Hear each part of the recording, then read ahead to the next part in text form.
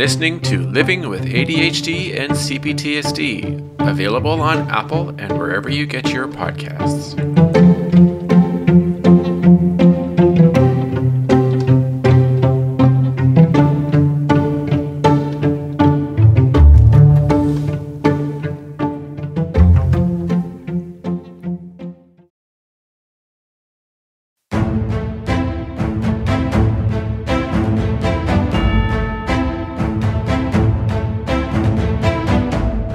Hello everyone and welcome to another episode of Living with ADHD and CPTSD. Today is a bonus episode and we're going to discuss some ADHD related information. ADHD, as you know, causes a lot of complications and a lot of frustration and can be very detrimental to friendships and relationships, especially if you have a very difficult time dealing and handling with your ADHD. I have only been diagnosed since April, but I have known about the concept and the fact that I have ADHD for quite a while. And I have been learning and struggling a great deal to truly understand just how difficult it can make your life on a day-to-day basis.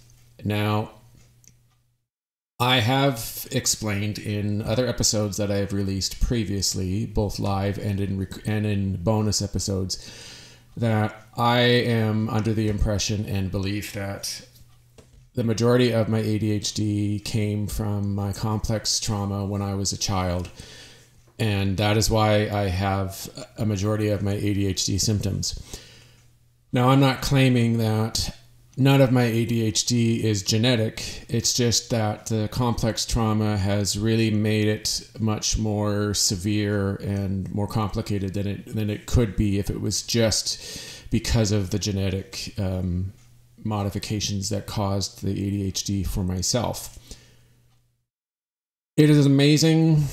And it is extremely frustrating and sad for myself how my extreme problems with certain things like memory and executive functioning and emotional dysregulation, and the fact that I have a great deal of difficulty when it comes to concentration and focus and being so easily distracted at any point, can really cause and has caused a great deal of frustration in my relationship with my girlfriend. And what it has done is it has interlaced itself with my complex trauma or my CPTSD. Because what ends up happening is when I am in a conversation or I am attempting to start a new conversation with her, I often really cause problems. Like I'm not very clear. I'm not concise. I'm very vague, and it's accidental, of course. I'm not purposefully being vague or being inconcise when it comes to how I start the conversation. But my girlfriend gets easily frustrated because of it and because of the length of time that it has been occurring throughout our relationship, that I notice her frustration and her displeasure, and I get triggered because of it. And so one is complicating another, and they're interacting and causing conflict and problems within each other. And it's causing a great deal of stress and frustration and anger on both of our sides, like on her side and on my side.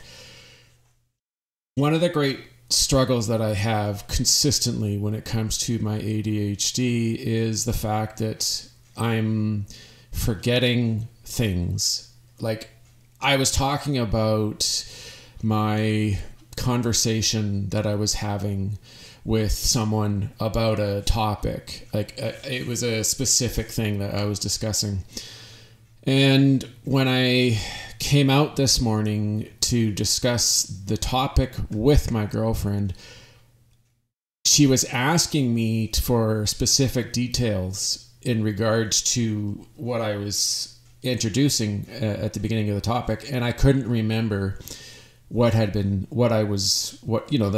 important details, like the specifics, the name of it, and well, that's just one example. I can't necessarily think of all the exact things that were said, but it was happening, and I sat there and I literally said to her, I don't remember, or I don't know. And to a neurotypical, someone who comes up to them and says, oh yeah, I want to talk to you, I want to tell you about this video that I saw, or this discussion that I had with someone regarding whatever, right?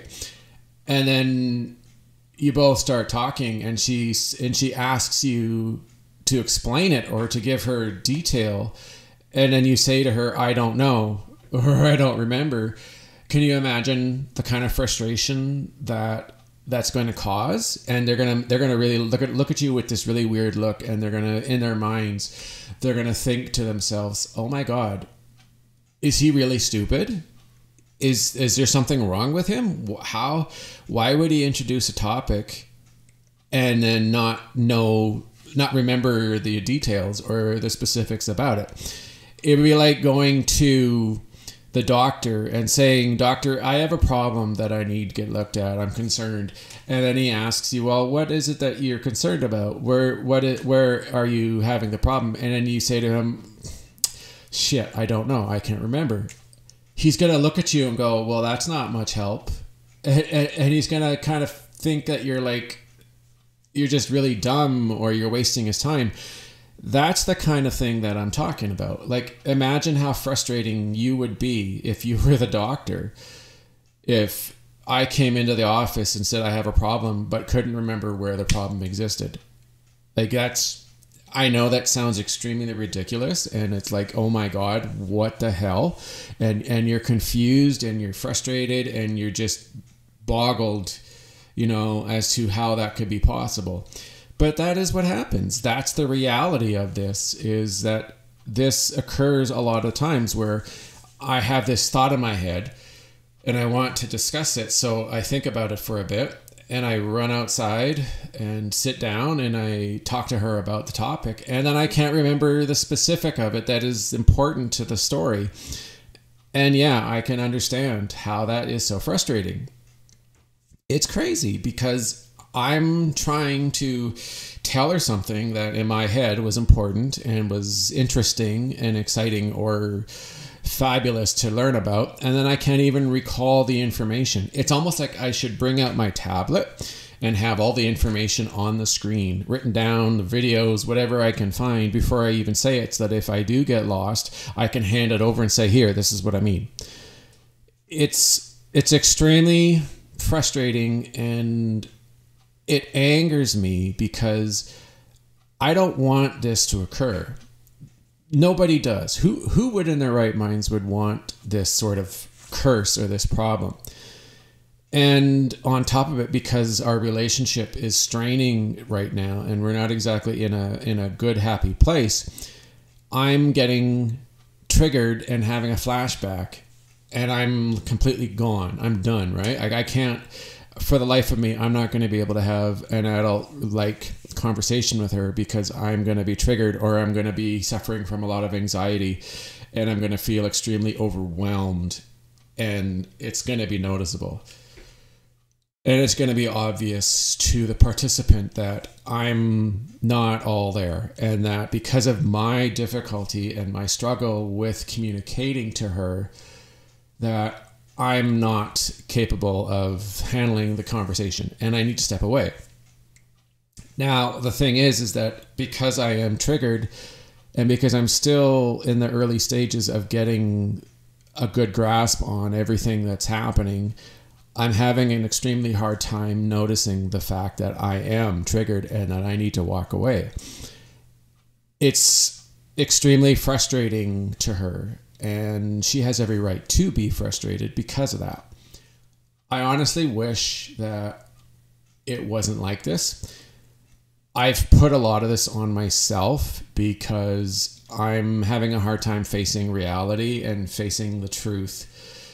And there are times where instead of looking at what happened and maybe having a chuckle or laugh or say, oh, I'm so sorry, I meant to say, or I'm sorry, I didn't realize that, I forgot, oops, let me think, like saying things to my partner that alleviates any kind of frustration or stress is what I need to do. I need to sit there and have my brain go, oh, damn, I messed up. I forgot to say more about it, or I forgot the information. Sorry, I need to think about this. Let me go and think back about it. I need to have a laugh. I need to not get so hard on myself. Like, that's an extremely difficult thing to do because of the fact that I've been so hard on myself, and I get really angry and really frustrated within my own system that this is occurring at such an alarming rate that it's been very difficult for me to look at it from a lighter side, from a humorous angle, and go, oh, damn, haha, I messed up. Sorry, I realize now that I didn't give you a lot of information, and I can see how that could be frustrating for you. Okay, hang on, let me figure this out, and then I'll start over. I need to have that kind of ability in order to keep myself calm and not let myself get triggered and get angry, and keep her calm too. It's a difficult thing to do. It's really struggling. Like, I'm struggling a lot with that. And it's because of the fact that my ADHD, like, for a lot of it, my ADHD has been under control really well. I'm doing much better in most categories, most areas when it comes to ADHD. Like, I'm having a better time with focus. I'm having a better time understanding and listening to conversations. And it's been easier for me to stay on the subject instead of getting distracted by things that are outside or around me, which at times was extremely difficult to stay on focus. And so that's better. And I'm better at sticking to what I'm doing and then moving on to the next task. But completing the first one, getting the second one, knowing what has to happen, completing that one and moving on. I'm better at that. But I'm still struggling a great deal when it comes to things like remembering information about a topic, about the subject. And I'm really having a difficult time with that. I want to make it better. I know how hard it is. I'm not pretending that it isn't difficult to do. I'm definitely aware that it's a struggle and that it's going to be hard. I get so frustrated because I'm so hard on myself. Despite my girlfriend being hard on me, I am the hardest on myself. No one is harder on myself and more, beats myself up more than I do, because I don't like the fact that I mess up. I don't like that I forget things that are important. I absolutely hate that. It is so frustrating to start a conversation and to not remember details. And especially to say to somebody, oh, I don't know, or I forget, or, it's like getting into the beginning of a conversation with somebody and having fun and then going, oh, I forget. And then, of course, that person's looking at you going, oh my God, are you stupid? What the hell? And they get frustrated and they look at you with this really weird look.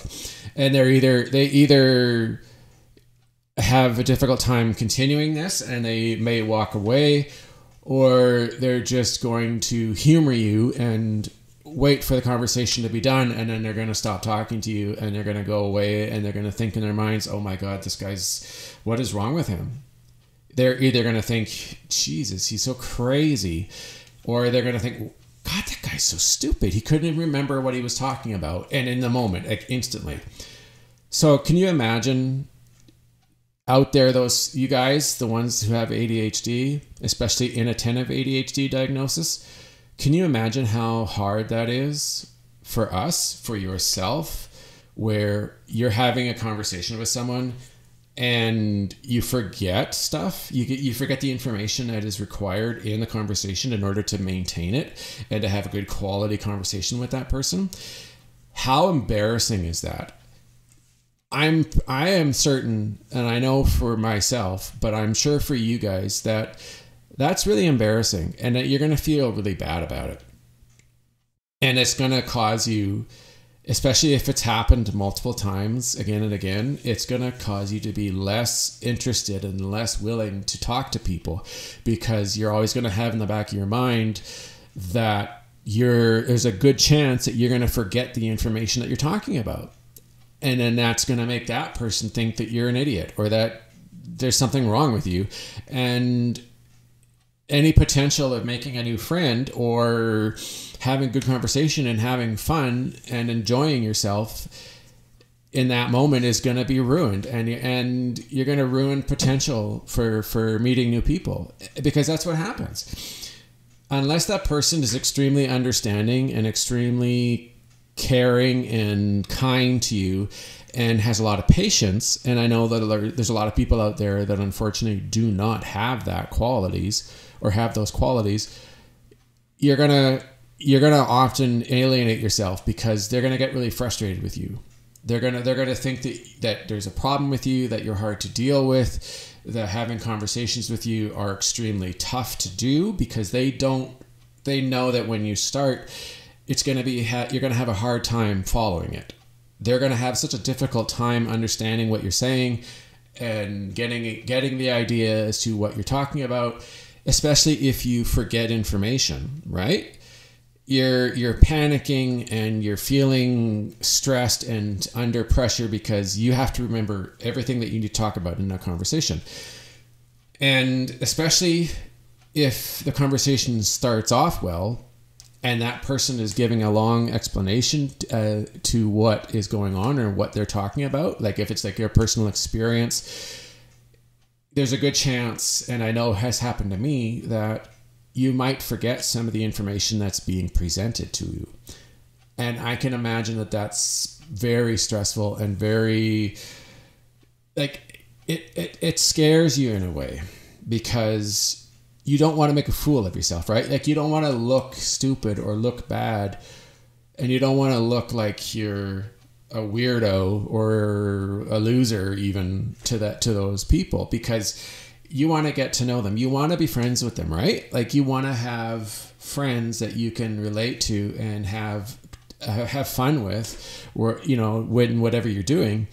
But if you're having a difficult time communicating with them and having a connection because of your ADHD, and probably even being traumatized and getting triggered, then you're more likely to not have a lot of success when it comes to making friends. It's going to be very difficult, because every time you have a new conversation with a new person, there's always going to be that thing in the back of your mind where you're going to be worried and scared that you're going to forget something important, or you're going to make yourself look dumb because you've forgotten a great deal about the subject, or you're going to get distracted and you're not going to remember what they're saying.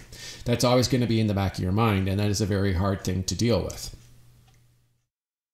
I know from personal experience that can be very hard, and it often, and it has for me, has caused me to learn to just not try, or to avoid having any kind of a decent conversation, and be more of the person who just listens and observes and you know, shakes your head to like agree, or maybe that you add the odd word or two in to make it look like you're paying attention, that you're following it, but you're not really giving your point of view or making any sort of conscious effort to be included in the conversation, because the moment that it happens, you're worried that you're not going to make sense, or that you're going to miss an important part of the topic. And of course that person's going to look at you and they're either going to go, well, I don't know what he's saying, but we'll just humor him, or they're going to look at you and go, wow, that was odd. I don't understand. I'm going to kind of avoid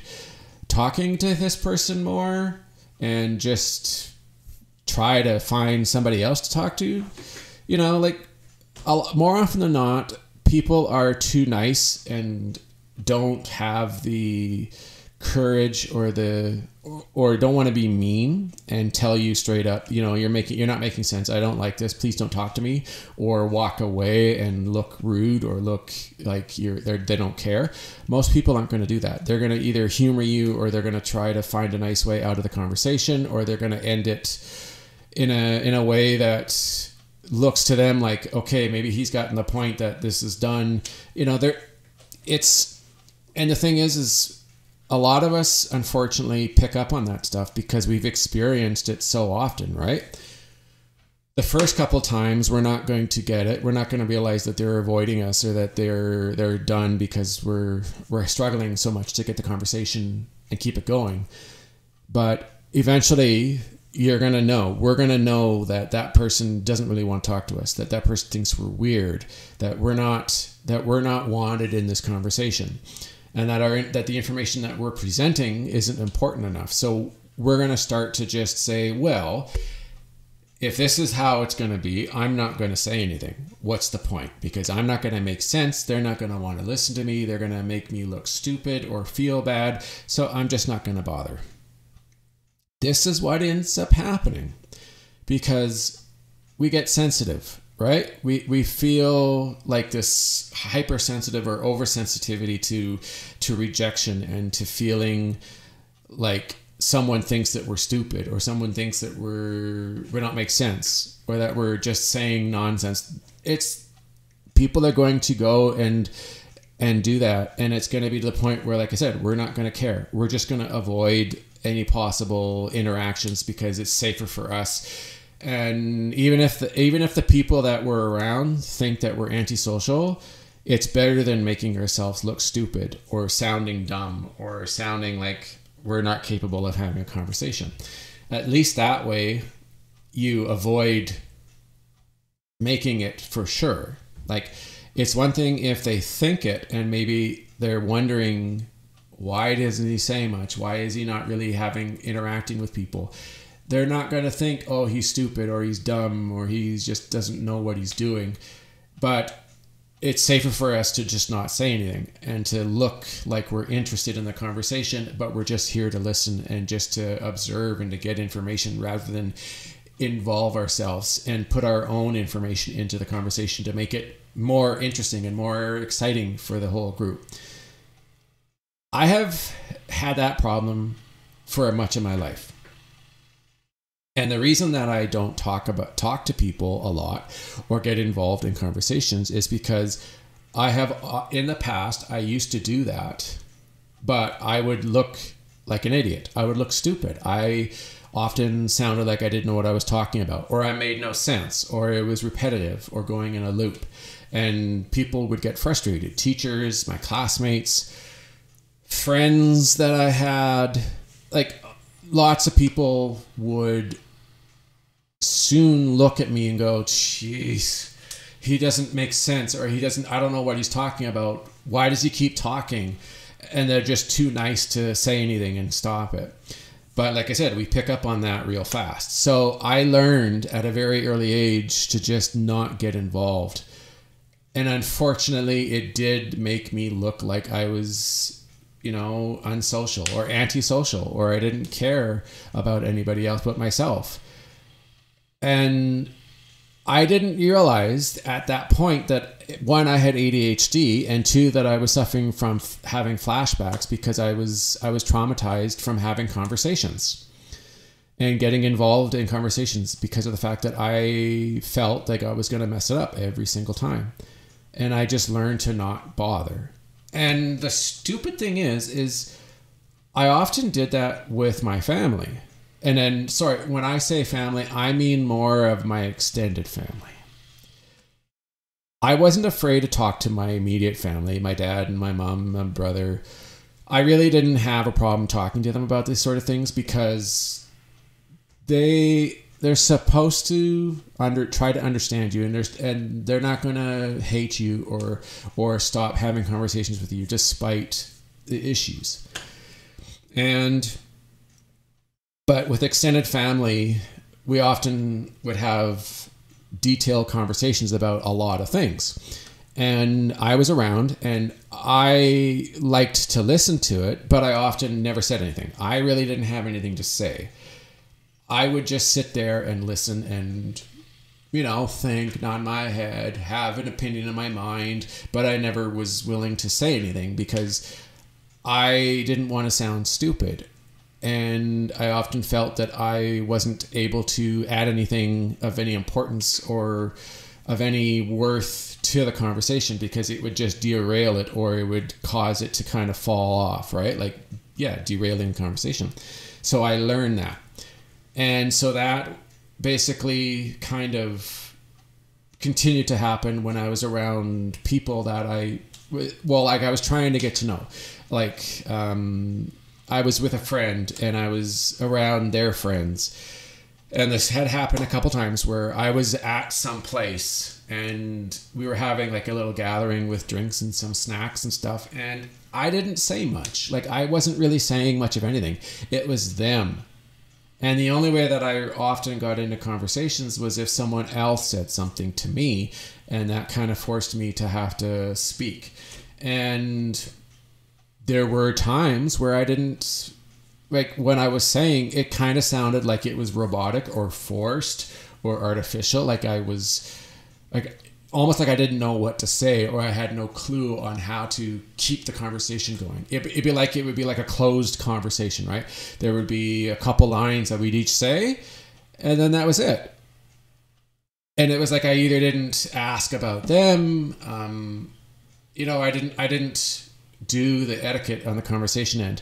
It was like they would ask me, so what do you do for a living? How long have you been doing that? And then I would say, yeah, I do IT support and I've been doing it for 10 years. And it would be like my brain wouldn't go, okay, now it's your turn. You have to ask them the questions. You have to continue the conversation. It's like I would fail to do that.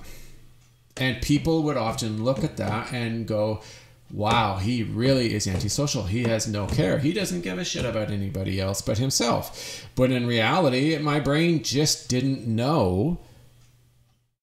And with the trauma and that whole scared of conversations, it'd be like it was programmed. It was pre-programmed into my mind to just answer the questions and then shut up. And then, phew, that went okay.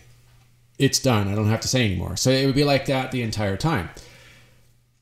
Can you imagine you're in a group and you're really wanting to get to know this person, or there's a guy that you are really into, or a girl that you like, and she or he comes to you and wants to have a conversation because maybe it's a mutual interest, and you struggle a little bit, or you say something to them, but then you fail to kind of continue it and ask them stuff, show interest in them, ask questions to get to know them more. You don't do that, or you're too slow. And so what they end up doing is they end up kind of getting this idea in their mind that going, oh, well, this person is boring, or this person's self-centered, or this person's selfish.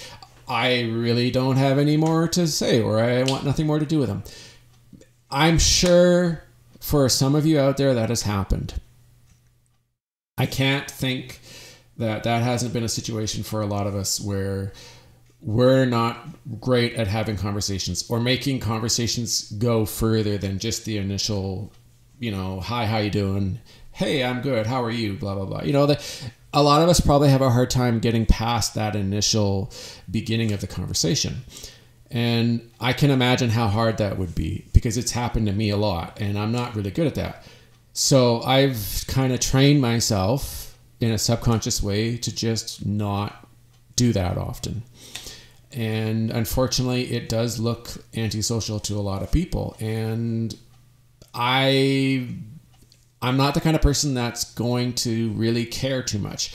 I know that sounds not great, but when you've had to deal with it so much and you have a lot of trauma and you get triggered because of it, it just is easier. It's easier to not do it because it avoids trauma, it avoids pain, it avoids feeling, you know that feeling you get when you embarrass yourself really bad, or people laugh at you, or you get that weird look, and it's because you look or sound stupid, or you sound like you have no clue. That's what I'm trying to avoid. And it's easier for me to avoid that than making that or taking that chance. Putting myself out there and taking a risk, even though I know there's that possibility. It's so much easier to just not bother to do it because I'm safe and I feel good about myself. It's tough. You got to work on it. And I know it's not easy. I don't imagine that it is for any of us, but it is something that if we do want to have any kind of success with a person in a relationship, or if we want to have friends that are caring and we want to have fun instead of being a person who stays at home all day and doesn't do anything, then we do need to work on it. We need to be better aware of how we are, of how we're behaving, the stuff we say, the subconscious actions that we're taking. And if we do have CPTSD because of it, we need to be proactive and we need to try and work with that so that we can hopefully the next time avoid this and have better success when it comes to talking to other people and having that possibility of making a new friend, or maybe meeting that person that you're meant to be with. You can't have any success if you don't try, but if you're not ready to try, it's a lot of times it's safer to not do it, but you can only do that for so long before you have to do something about it. And sitting there and never doing anything about it isn't going to solve the problem. And you're going to end up being an old person looking back at your life going, gee, I wish I had done something. I wish I had been braver. I wish I had been more capable of having a conversation. Wishing and delaying and pretending that it's not a problem does not help at all and will fix nothing. You have to do it. You have to take the time and put the energy into helping yourself, healing, and becoming better at having conversations and being more aware of what's going on. And eventually it will work. It just takes some time and a lot of effort, and you will suffer setbacks, but you got to be strong and you got to stay with it. Otherwise, you're just never going to get anywhere. It is up to you, but I know how hard it can be. From a personal aspect, I know how hard it can be. But we got to do it at some point or we're just going to be alone. I know it's hard for some of us, but we can do it. Okay, everybody, that's it for this bonus episode. If you enjoyed this episode and you really found it informative, that is fantastic. I would love to hear about it. Tell me your opinions. Give me your thoughts on this episode. You can contact me. I have Twitter. ADHD and CPTSD is the handle. You can email me. It is livingwithadhdandcptsd@gmail.com. There's my website, which is www.livingwithadhdandcptsd.ca.